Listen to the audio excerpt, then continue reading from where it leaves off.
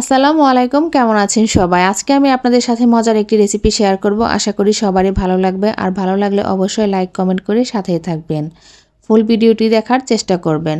প্রথমে আমি একটি কড়াইয়ের মধ্যে পরিমাণ মতো তেল নিয়ে এখানে আমি কাঁচামরিচ, পেঁয়াজ এবং টমেটো কুচি দিয়ে দিয়েছি।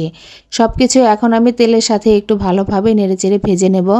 আর এখানে আমি দিয়ে নেব আস্ত গরম মশলা। এখানে আমি এলাচ, দারচিনি এবং তেজপাতা দিয়ে দিয়েছি। টমেটো, পেঁয়াজ আর কাঁচামরিচের সাথে আমি গরম মশলাগুলোকেও একটু ভেজে নেব। যখন সব কিছু আমার ভাজা হয়ে যাবে তখন এখানে আমি দিয়ে নেব আদা রসুন বাটা। এখানে আমি 3 চামচ পরিমাণ আদা বাটা এবং 3 চামচ পরিমাণ রসুন বাটা দিয়ে দিয়েছি। আর সামান্য পরিমাণে একটু পানি দিয়ে দেব মশলাগুলো কষানোর জন্য। এখন আমি এখানে 1 চামচ পরিমাণ মরিচের গুঁড়া দিয়ে দেব, কারণ এখানে আমি অনেকগুলো কাঁচামরিচ দিয়েছি, এই জন্য মরিচের গুঁড়া কমই দেব। 1 চামচ পরিমাণ হলুদের গুঁড়া, 1 চামচ পরিমাণ ধনিয়ার গুঁড়া, জিরা গুঁড়ো দিয়ে দিব 1/2 চামচ পরিমাণ, আর মাংসের মশলা দিয়ে দেব 1/2 চামচ পরিমাণ, আর গরম মশলা দিয়ে দেব 1/2 চামচ পরিমাণ।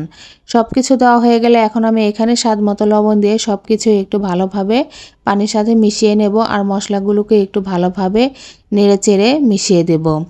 সব কিছু আমার মেশানো হয়ে গেলে এখন মশলাটাকে একটু ভালোভাবে কষিয়ে নেব। যখন আমার মশলাটা ভালোভাবে কষানো হয়ে যাবে তখন আমি এখানে দিয়ে দেব গরুর মগজ। আর গরুর মগজ খেতে কে কে পছন্দ করেন অবশ্যই জানিয়ে যাবেন। এই খাবারটা কিন্তু আমার কাছে অনেক বেশি ভালো লাগে। গরুর মগজ কিন্তু রান্না করতে পারলে খেতে অনেক মজা। তো আস্ত মগজটা দিয়ে এখন আমি খুন্তির সাহায্যে একটু ভেঙে দেব। তারপর নেড়ে চেড়ে মশলার সাথে ভালোভাবে মিশিয়ে নেব। আর মেশানো হয়ে গেলে এখন আমি ঢাকনা দিয়ে ঢেকে 2-3 মিনিটের মতো রান্না করে নেব। মানে মশলার সাথে একটু ভালোভাবে কষিয়ে নেব। কষানো হয়ে গেলে এখন আমি এখানে 1/2 কাপ পরিমাণ পানি দিয়ে দেব মগজটা সেদ্ধ হওয়ার জন্য।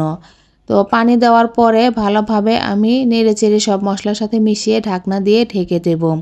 আর ঢাকনা দিয়ে ঢাকার পর কিছুক্ষণ পর আমি আবার ঢাকনা খুলে একটু নেড়েচেড়ে আবারও ঢাকনা দিয়ে ঢেকে দেব। যখন পানিটা শুকিয়ে আসবে তখন আমি মগজটাকে ভালোভাবে নেড়েচেড়ে দেব। আর যদি আস্ত আস্ত মগজ থেকে থাকে তাহলে এটাকে আমি খুন্তির সাহায্যে ভেঙে ভেঙে দেব। তো ভাঙা হয়ে গেলে যখন একদম পানি শুকিয়ে যাবে আর এই গরুর মগজটা ভাজতে ভাজতে একদম লাল লাল হয়ে যাবে তখন কিন্তু আমি নামিয়ে নেব। আর অবশ্যই লাল লাল করে ভেজে খেলে কিন্তু গরুর মগজ বেশি ভালো লাগে। তো আপনারা আপনাদের বাসায় কে কীভাবে রান্না করে খান অবশ্যই কমেন্টে জানিয়ে যাবেন। আর আমার রেসিপি যদি ভালো লেগে থাকে অবশ্যই লাইক এবং কমেন্ট করে দিবেন। আর আমার চ্যানেলে নতুন হলে অবশ্যই চ্যানেলের সাথেই থাকবেন। ভালো থাকবেন সবাই। আল্লাহ হাফেজ।